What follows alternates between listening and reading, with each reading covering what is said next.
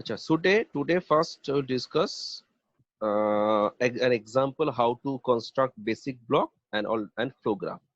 And all of you already know what is basic block and what is flow graph. Basically, these basic block and flow graph, these are used to this is one type of representation of intermediate code. And by constructing basic block and flow graph, basically we optimize the code.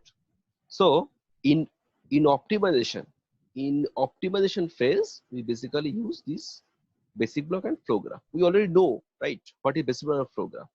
So take an example. Say we have a code. Look at the source code. We have a source code that is this one. Look at this one. W equal to 0, x equal to x plus y equal to 0. Then there is a if statement, then else statement. At last, w equals to x plus z, the last statement. So how to, first of all, we have to create the basic block, right? So basic block, basically, first of all, you have to create the block, and by looking at the loop, if block, else block, these blocks, individual block creates a separate basic block. So first of all, w equal to 0, x equal to x plus y equals to 0, and if x greater than z, up to this, it will be a basic block. Why? Because look at, up to this, all of these four statements will be executed once. Okay. So first basic block, we create this one. That is w equals to 0, x equal to x plus y equal to 0, and if x greater than z. Next, when we check the condition x greater than z, after checking the condition, then there are two options: if x greater than z, if x not greater than z. So depending on these two options, so we have then two branches. One branch will be for the if part, that is y equal to x plus plus, and another part will be for the else part. So these two options are if part and else part. That's why we create two separate basic blocks, one for if statement and another for the else part. So look at, this is the else part and this is the if part. These two blocks cannot execute simultaneously. So either the if block or the else block will be executed. Either any one of these blocks will be executed, right? And at last, after executing if or else, whatever, then at last we have to execute the last statement, but last statement will be executed once, and this statement w equal to x plus z, the last statement does not depend on any condition. So this statement will be executed once, it is confirmed. So the last statement will go into a separate basic block. So we have now four basic block: 1, 2, 3, and 4. That is 1, 2, 3, and 4. So we have divided these basic blocks into this diagram. This is 1, this is 2, this is 3, this is 4. Now once we have identified the basic block, now we can draw the flow graph. How to draw the flow graph? Already we know how to draw the flow graph. So first basic block is B1. So first you may write enter. This statement is not compulsory, it is optional, but you have to start with B1. So first we write B1. After B1, already we have shown there are two options, either if or else. If is B2 and else is B3. So this is the if part and this is the else part. Okay. After that, B4 is the final statement. There is a w equal to x plus z, last statement, that is B4. And look at the flow graph. B2 and B3, these blocks should be drawn parallelly. Why? Because after checking the condition of if from B1 block, then either the statement of if, that is B2, or the statement of else, that is B3, either B2 or B3, one of them will be executed. That's why these two blocks are drawn parallelly.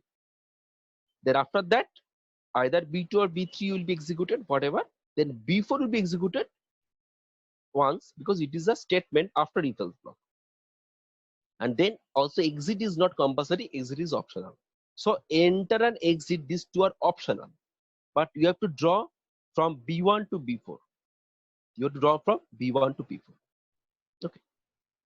So in this way, you may be given any source code, that may be C code or Java code, whatever. And from that code, you have to find out the basic block, and then you have to draw the flow graph. But one thing, remember, basic blocks are identified based on the loop, if, else, switch case, like this. So this individual thing creates an individual basic block.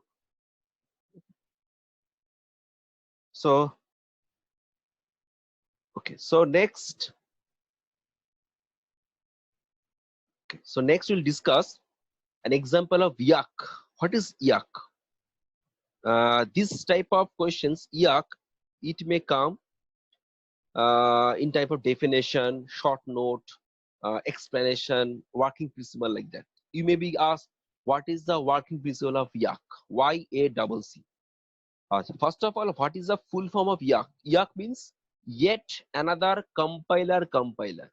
Yet another compiler. YAC is basically a LA-LR parser. When we covered the parsing part, we have discussed there are three types of parsers. First of all, SLR, then CLR, and then LA-LR. There are three types of parsers, and mainly we have to focus on SLR, simple LR, and we have discussed how to create SLR parsing table. And CLR and LALR, these are not too much important, just we have to know the SLR part. But there are different types of available C code, Java code, which implement SLR, CLR, and LALR. Similarly, YAC is an example of LALR parser. So today we'll discuss an example of LALR parser, that is YAC. So this one is example of LALR parser. But remember, whatever SLR, CLR, LALR, whatever this, the basic working principle of SLR, CLR, LALR are to parse the given string in bottom-up manner. Basically, they are bottom-up parser. Okay, that means we start from the string, and by applying the grammar rules, we finally reach the start symbol. If we can reach the start symbol, then it is accepted. So basic principle is the same for all these parsers. Okay, but there are some other differences, SLR, CLR, LALR, in respective of working or functionality, but basic principle is same. So today we'll discuss what is YAC. Okay, so before going to YAC, actually YAC is a parser, LALR parser, and in YAC, when we want to write code for YAC, inside YAC there are three sections. Right? First section is declaration. So all the declarations, those are required for our YAC parser, those are first declared. So first you declare all the variables, all the functions.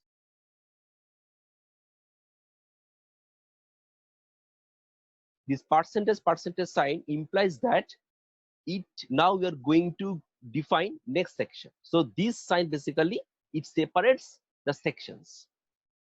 After that declaration part, we define translation rules.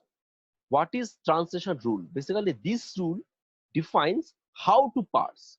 So your actual parsing rule, how to parse, how to check the syntax, all these things, actual parsing rule is defined in this section, translation rule. Then comes another percentage sign, because now we are going to another section. Now we write supporting C notations. In this section, we can write some C functions, like main function or any user defined function. So we can write some C functions in the third section. Okay, so there are three sections: declarations, translation rules, actual parsing rules, and lastly C functions. And all these sections are separated by percentage signs. So these are the basic structure of writing Yacc code, Yacc parsing program. Now take an example. Say we want to write, we want to construct a simple desk calculator. That is, we have to perform simple arithmetic operations: plus, minus, division, multiplication, like that. And for that operation, we are going to create some Yacc parser. That is, our Yacc parser will check the given arithmetic expression. If it is correct, then it will find out its value. Clear?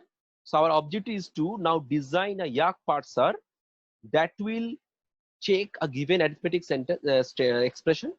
If it is correct, then it will find the value. Now to do it, it needs a grammar. You know, parsing or parser needs a context-free grammar, CFG. Already I've discussed earlier. So to check any arithmetic syntax and to find the value of the arithmetic expression, we need this type of grammar: E equal to E plus T, or T equals T implies T into F, or F implies within bracket E or digit. This type of grammar, context-free grammar, can be used to check a arithmetic expression and to find the value. But it is not fixed. You can take any other grammar, but that should be a valid grammar, and that should be an appropriate grammar to check the syntax and to find the value. So this is an example of grammar that can be used for this purpose. Okay, so now I'm going to the next part: how to design it. Okay, so I have told you there are three sections. First section is declaration part. So look at first section is declaration part.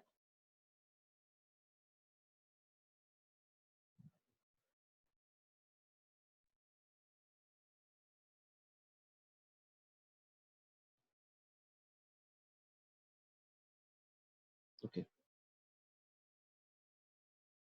this one declaration part, this one. Hash includes C type dot H. Basically, is an example. And basically, here hash includes C type dot H. Basically, here we include some header files. Right, right, math.h, right, hash include std.h, like that. And these sections basically starts with percentage opening bracket and percentage closing bracket is the ending part. So remember, this text section, when we declare the or include the header files, first write percentage sign, then write opening bracket, then include all the header files, or write or declare any variables, whatever. Then we write again percentage sign, and then we close it. So in between here, we include any header files, or you can declare any variables or functions. Okay. Next, percentage token digit. What is this? Here, percentage token digit. Percentage token is a syntax.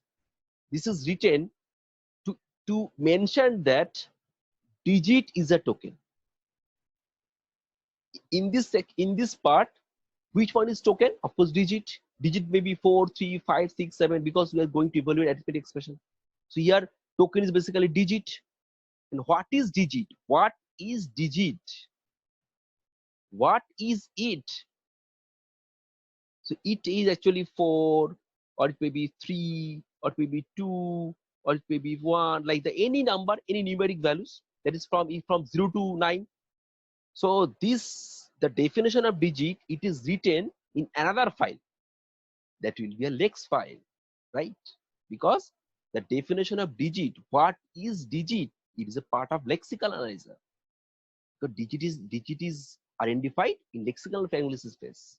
So what is digit? In place of digit, you can write as only D also. Because basically here you should write some variable, D, E, F, anything, some variable that is identified in lexical analysis phase, or the definition of that variable should be inside the lex file. So here we assume that we have a lex file, and in that file the definition of digit is already defined, and digit is basically here, it is basically here 0 to 9, any numeric value. Okay, and hash and percentage token digit, that means digit is a token that is defined in lex file. Okay, in this way percentage token, and then you have to mention the token name. Here digit is the token name. Then so that means this section up to this declaration part completed. Okay, so again repeat, declaration part, what you have to mention? You have to mention the header files, any variables, and the name of the tokens we want to access. Then you have to give percentage sign. Already I have told you this sign is used to separate the different sections. So after the declaration section, now we are going to start the translation rule, the next section, translation rule, where we will include the actual parsing rule. Okay, so first of all, write this line, L-I-N-E. Line is a variable, but in place of line, you can write anything, capital A, capital B, capital C, any variable. Like this is an example, line, then write a colon, look at colon, then write expr. Also expr is also another variable. So in place of expr, you can use any name, expr, then /9, line colon expr /line. This line has a meaning. What is the meaning of this? It is written within second bracket beside it. That is printf %d/n $1. What is $1? Here $1 implies expr. So $1 basically the variable that is after the colon sign. After the colon sign. After the colon sign, which variable we have? expr. So expr is the $1. So line colon expr /n. This line, this thing means that printf, that is print %d/n $1. So print the value of $1. That is print the value of expr. So print the value whatever it is held by expr. Okay. In this way, when you will write a rule, that is called a rule. That is called a rule, a translation rule. When you write a rule, within bracket, second bracket, you will mention the corresponding C code, the code that will represent this rule. Okay. Next line.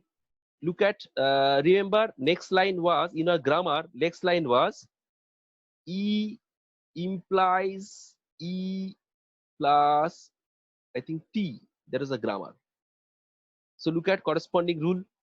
Here E means basically, we have let E means expression, expr. So expr, E means expr, we let expr colon expr colon expr, then there is a plus sign, so plus, then again T means here cell T is represented by term, but don't worry, you can use capital T in place of term. So in place of expr you can use capital E, or in place of term you can use capital T. The names are not important. So expr colon expr plus term, this one implies this rule, E implies E plus T. And what is the meaning of this rule? What is the meaning of this rule? Meaning this rule means you are adding the value of E and the value of T. So $1 plus $3. Why $3? This is 1, plus is 2, term is 3. We want to add the value of EXPR and term, right? So we have to mention $1 and $3, not 2. 2 means plus sign. So $1, $3. And store the value in $, sign. What is $, sign? $, means this part. Left hand side means $. Okay. So EXPR colon EXPR plus term, that means $, equals to $1 plus $3. That is the corresponding action. This is called action. This is called rule. This is the action corresponding this rule. Also, E implies there was, I think, E plus T, or there is a T like that. So after that, this line, it should be capital T. Not capital T, it should be T means here term. It should be term. So E implies E plus T. This one is first line, and E implies T, only T. This one is second line. That is EXPR, or this is OR sign or term. In this way, you can separate multiple rules by this OR sign. This OR sign. But here we have not given the T part, but the term part should be written. After the term part, then semicolon part will come. The semicolon part come means this rule, that is TE implies E plus T or T, this rule is ended. Semicolon means ended. Okay. Okay. Next we have a rule T implies T into F or F. Look at the grammar. This type of grammar we have. So how to write this corresponding rule? So T means term, then colon, then its term is there, so term, then into, so into. Let F means factor, so factor. So T into F, so term colon term into factor. Okay. Or there's a or F. So dekho, or factor. So next line, write the or part, or factor. Now what is the meaning of this first line, T into F? I've written $1 into $3. So term is $1 and factor is $3. And store the value in $, sign. $, is basically the left hand side. So it is $, equal to $1 into $3. And lastly, also semicolon is there. Also you can write semicolon in new line, no factor. So you can write semicolon after factor or new line. Okay. And last line, the last rule was F implies within bracket E within bracket and ID. Remember, there's a last rule. So how to write it? First write this one. E implies, F implies within bracket E. F means factor, colon. Actually, basically implies means colon. Hi, implies means colon. Remember, colon, opening bracket. EXPR means E. Then again, closing bracket, and or digit. ID means basically a digit. ID means basically a 1, 2, 3, 4 numeric value. So ID means digit. So or digit. Next line. A digit means ID. Now what is the meaning of this line? Within bracket E, write down. Within bracket E means basically the bracket has no impact on the value. Bracket is basically used to give the order of execution, right? That's why here it is $1 opening bracket, EXPR $2 and closing bracket is $3. So it will be $2, right? Because EXPR value will be stored in factor. So $2 will be stored in $. Because opening bracket is $1, EXPR is $2 and closing bracket is $3. Now here in this line, we are going to store the value of EXPR into factor. So dollar equal to $2. And lastly, digit means ID. And lastly, close it by semicolon. Have you understood it? Any query? How to represent, how to write translation rules and actions from a given grammar. Here, this part is called translation rules, and this part is called corresponding actions. What to do for this rule? Translation rules, corresponding actions. Rules, corresponding actions. So in section 2, basically you write two parts. First part is rule, and second part is action.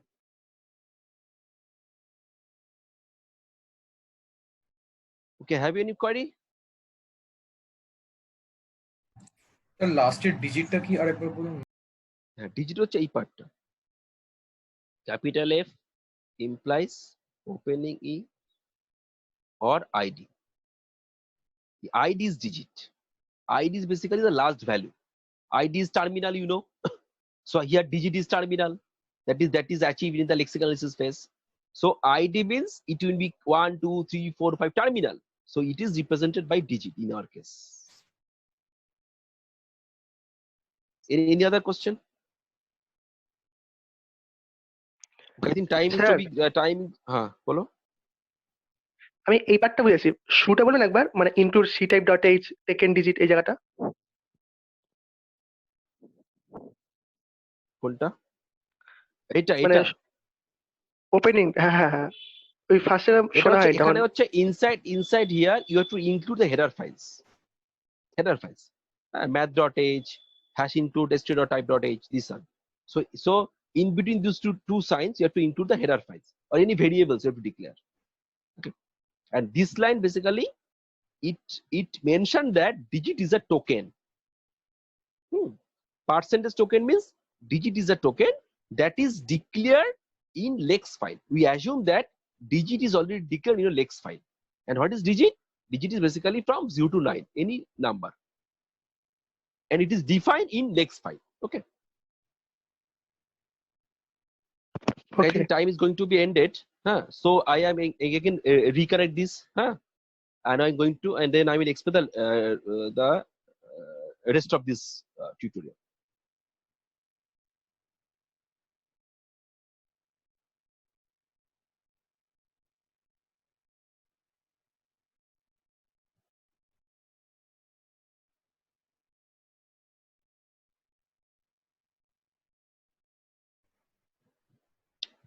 So okay, so we summarize the whole process till now we discuss. We have started Yak, that is a one kind of type of LLR parser, that is bottom up parser. Now we have seen that in Yak there are three sections. And these are declarations, translation rules, and C functions. And declarations part contain the inclusion of header files and declaration of any variables and mentioning about any tokens. Translation rules part contains the rules corresponding actions for the parser, and then we'll discuss now the C routine part. And for that purpose we have taken an example of this grammar. All of you are requested to look at this grammar. All of you are requested to look at this grammar. E implies E plus T or T. T implies T into F or F. F implies within bracket E or digit. Here digit is the, remember digit is the token or terminal, that is here digit. Now till now I've discussed this part. We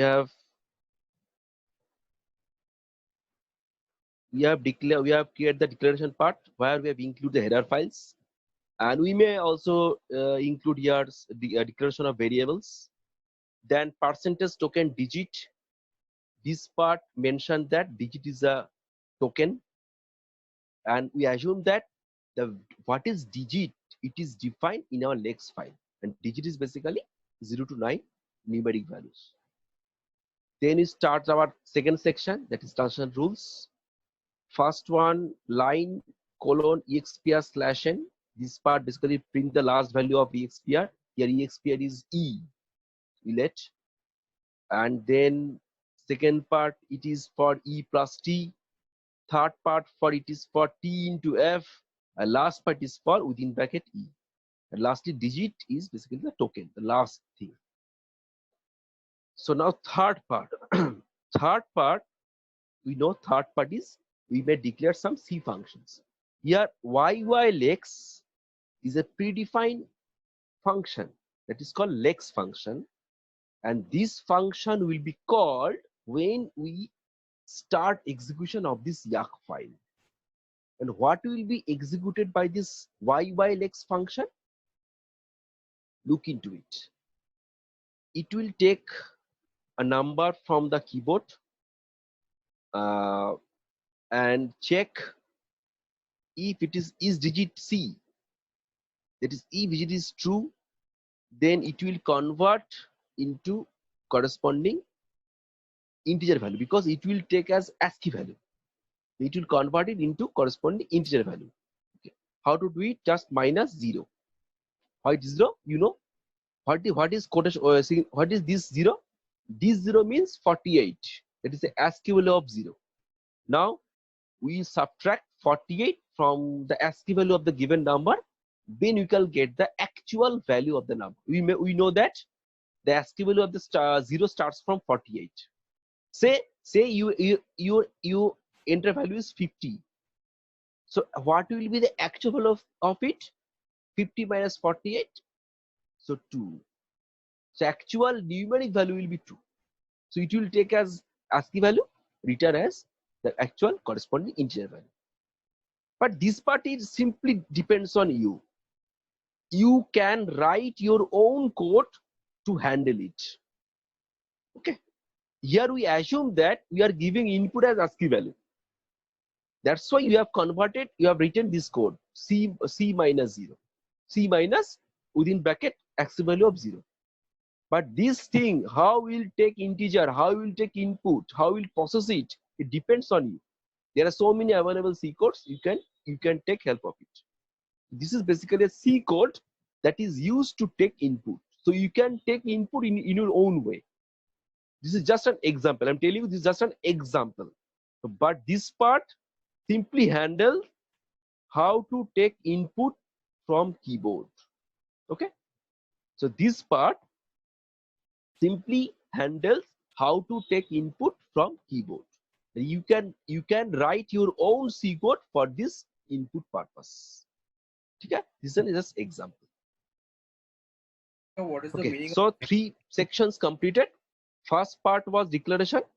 Second part was translation rules, corresponding actions.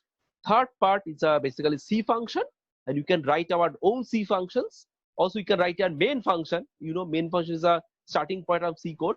You can also your main function, or you can write any C function to write input, to write function to take input from user. So now we are going to the next part. So up to this point, we have understood how to write different sections for yak, right? So minus Up Z to 0 till, tar meaning ta ki? huh? Minus Z 0 tar, C minus 0. Yeah, C, we assume that C is ASCII value. Okay, C is the ASCII value of the given number. Say you have entered 2, but it will take 50 because ASCII value 2 is 50.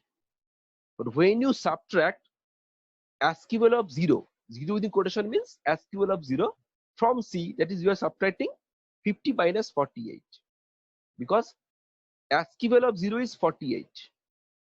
Okay, so 50 minus 48 is 2. So then you can get the actual numeric value of the input. So in this case, we assume that our input is in ASCII value, but we need the actual numeric value to evaluate the arithmetic expression. That's why we have subtracted the ASCII value of 48 for each time.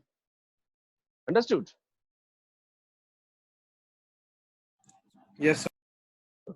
Next part, we are going to the last part. So till now you understood how to write different sections for yak. That is the declaration part, translation rules, and the lastly the action. The lastly the C function part. Now look at this part.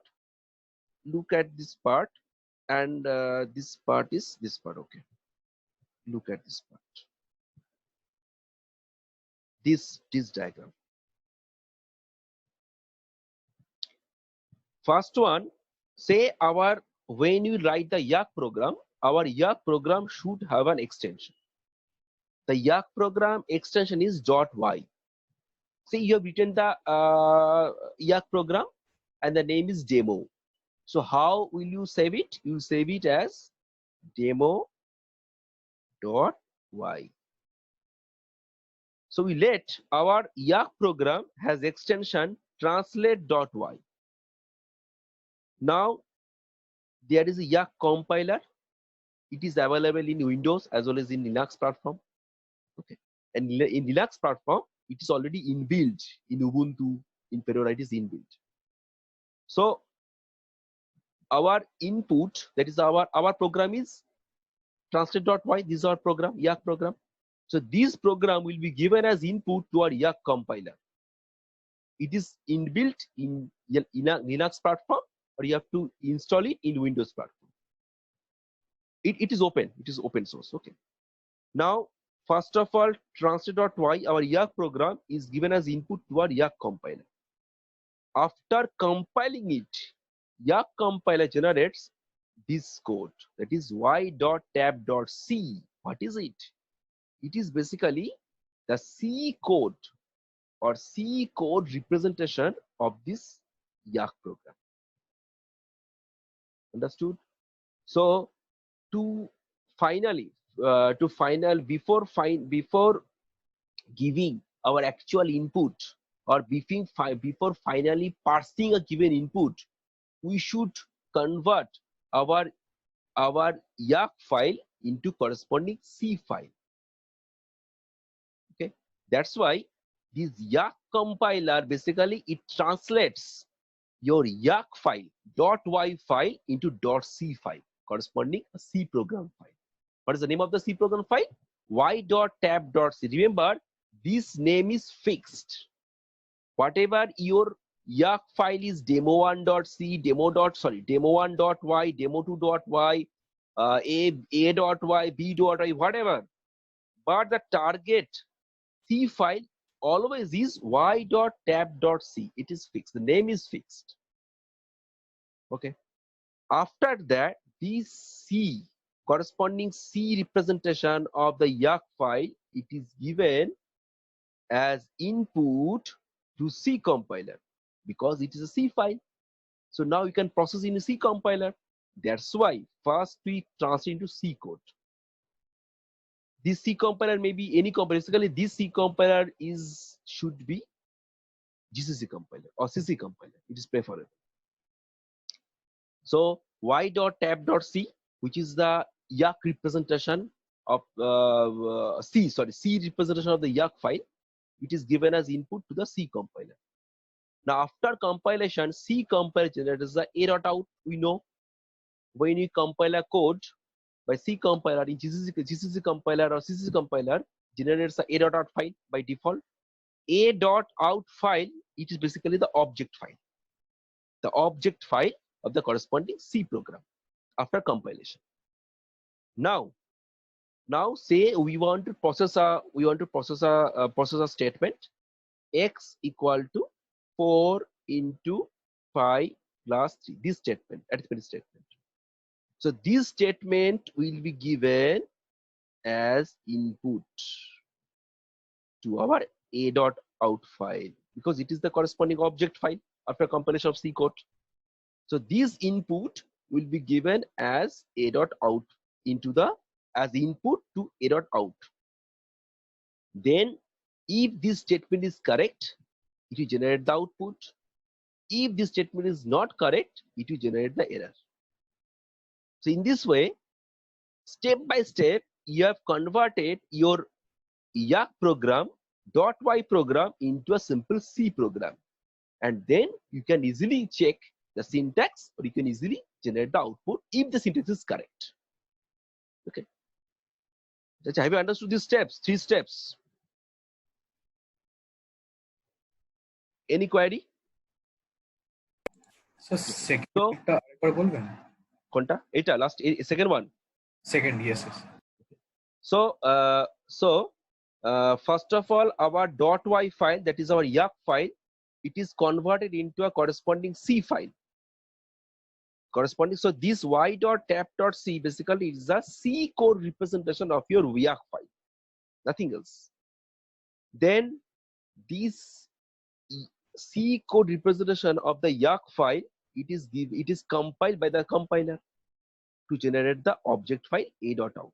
A.out is a standard object file in C code. So whenever we compile any C code by a C compiler, the generated object file is a.out. It is fixed. Okay. And once we generate the a.out file, there is an object file. Then by this object file, we can check any input. The input can be any arithmetic expression. To generate this object file, C object file, we are given input y.tab.c into C compile. And C compile basically it compiles the y.tab.c file and generates the a.out. Understood? Yes. So whenever so in general it is very easy. Anybody can write YAK program. It is very easy. Simply follow these steps. Also in internet there are so many codes are available. So first you write a code you write a YAK code, okay, that should be saved as .y. Then you compile it by YAK compiler and it generates y.tab.c. This name is fixed, I've told you. This is the basically the C code representation of the YAK file. Then you compile this C code by C compiler to generate the object file a.out. Then by this object file, you can check your desired input. Just follow these steps. And basically, you have to just write this code. And all these compilers are available, right? So you have to write this code, .y code. It is very simple. You can try it. You can try it. Just you can try this one. This arithmetic expression wala code. Just you can write a simple .y file. That file will check arithmetic expression and find the value by this grammar. So by just you can take this example, you can try to develop this .y file. Okay. So this is the overall expression of YAK. So by next week, please complete the assignment 1. And by next week, also I will give you another assignment that will be based on our code optimization and code generation part and 3 address code part. Okay. So after this, so all of you are requested to simply go through the study materials, read it carefully, study it carefully. If you find any problem, then you may mail me or you may call me. Okay. But please go through the notes. And all the phases, we have covered all the phases, and please go through all the phases, the details of all the phases. How does it work? What is 3 address code? 3 address code is very important. What is 3 address code? Basic block, flow graph, parsing, bottom up SLR parsing, then LL parsing. Then today's example, how YAK works. What is YAK? This type of examples. Okay, so thank you all of you. Please practice it, and by next week, please complete the assignment. Okay. Thank you. Thank you, sir. Thank you. Thank you, sir.